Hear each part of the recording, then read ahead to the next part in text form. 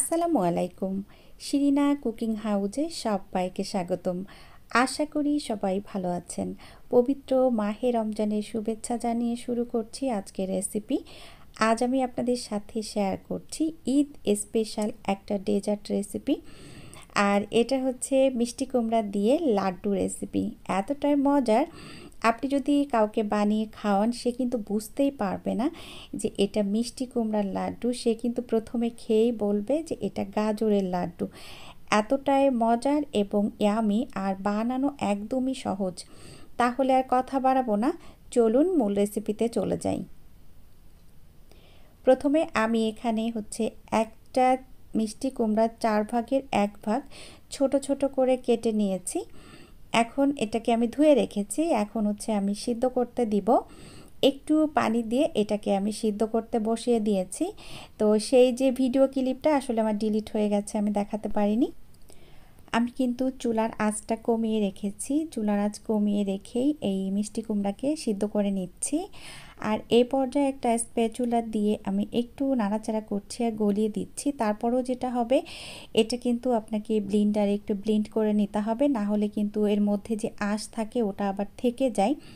যতই এইভাবে নাড়ানাড়ি করি না কেন, একটু ব্লেন্ডারে ব্লেন্ড করতে হবে, তাহলে মসৃণ হয়ে যাবে। তখন কিন্তু একদমই বোঝাই যাবে না এটা আপনি মিষ্টি কুমড়া দিয়ে তৈরি করেছেন নাকি গাজর দিয়ে তৈরি করেছেন।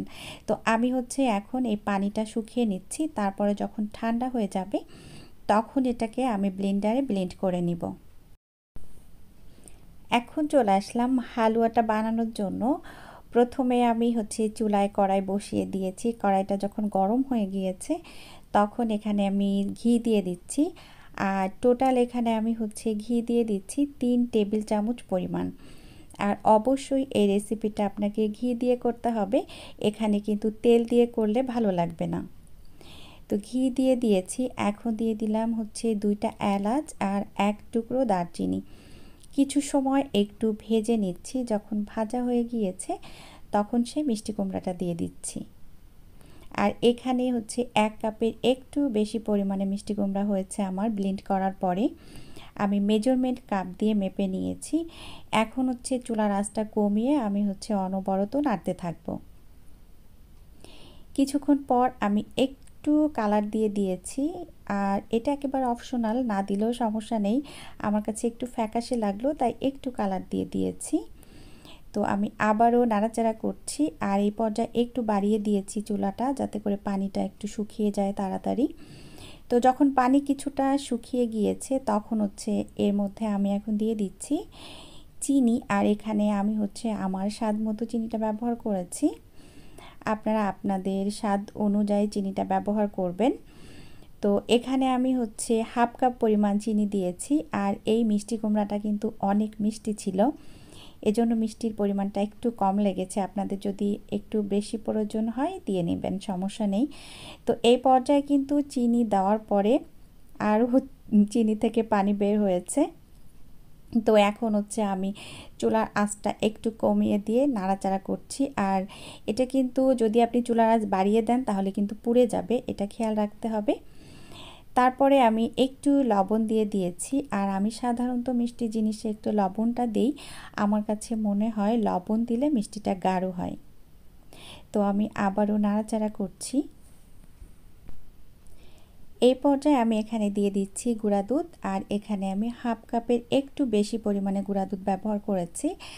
আর আপনি যদি গুঁড়া দুধের পরিমাণটা কম দেন তাহলে কিন্তু একটু কুমড়ার গন্ধ আসবে। তাই অবশ্যই এই হালুয়া বা বরফি বা লাড্ডু বানানোর সময় আপনাকে একটু গুঁড়া দুধের পরিমাণটা বেশি দিতে হবে। আমি গুঁড়া দুধটা দিয়ে কিন্তু ভালোভাবে মিশিয়ে নিয়েছি। আর এরই মধ্যে কিন্তু প্রায় হয়ে এসেছে, তবে একেবারে পুরোপুরি হয়নি। এখন আমি দিয়ে দিয়েছি এখানে হচ্ছে কাজু বাদাম আর কাঠবাদাম, এটাকে কুচি কুচি করে দিয়েছি। আপনারা চাইলে এটা এই পর্যায়ে বাদ দিতে পারেন, এটা কিন্তু লাস্টের দিকেও দিতে পারেন। তো যদি এটা দিয়ে বরফি তৈরি করেন তাহলে এই পর্যায়ে এসে কাঠবাদামটা ব্যবহার করবেন না। আমি যেহেতু লাড্ডু তৈরি করব তাই আমি আসলে আগে থেকেই দিয়ে দিয়েছি। তো এখন আমি নাড়াচাড়া করছি আর এটাকে একেবারেই শুকিয়ে নিচ্ছি। দেখতে পাচ্ছেন এরই মধ্যে কিন্তু এটা প্যান থেকে একদমই উঠে আসছে। তো তো এই পর্যায়ে এটা কিন্তু হয়ে গিয়েছে। এখন হচ্ছে আমি একটু চেক করছি, তো আমার হাতে লেগে যাচ্ছে না। তো এটা এখন লাড্ডু বানানোর জন্য পারফেক্ট। এই পর্যায়ে চুলাটা অফ করে আমি চুলার উপরেই হালুয়াটাকে রেখে দিব। তারপর যখন এটা ঠান্ডা হবে তখন হচ্ছে আমি এটা দিয়ে লাড্ডু বানিয়ে নিব। তো তার আগে এখানে আমি আরও একটু ঘি দিয়ে দিলাম। এটা লাস্ট পর্যায়ে দিব। এই ঘিয়ের স্মেলটা কিন্তু এই লাড্ডুর মধ্যে লাস্টে থেকে যাবে। আর প্রথমে যে ঘিগুলা দিয়েছি এটা কিন্তু এর সাথে মানে রয়ে গিয়েছে, বাট স্মেলটা নাই, চলে গিয়েছে। এখন আমি আবারও একটু মিশিয়ে নিয়ে এই পর্যায়ে চুলাটা অফ করে চুলার উপরেই আমি এই কড়াইটা ধরেই রেখে দিচ্ছি। যখন ঠান্ডা হয়ে গিয়েছে তখন আমি চলে আসলাম লাড্ডু বানাতে। তো আমি এখন লাড্ডু বানিয়ে নিচ্ছি। আর এই পর্যায়ে দেখতে পাচ্ছেন আমি একটু ছোট ছোট করে বানাচ্ছি। ছোট ছোট করে বানালে অনেকগুলো হবে, আর যদি আপনি একটু বড় করে বানান তাহলে আসলে একটু কম হবে। তো আমি আমার পছন্দ মতো বানিয়ে নিচ্ছি। তো এভাবে এখন আমি সবগুলো বানিয়ে নিব।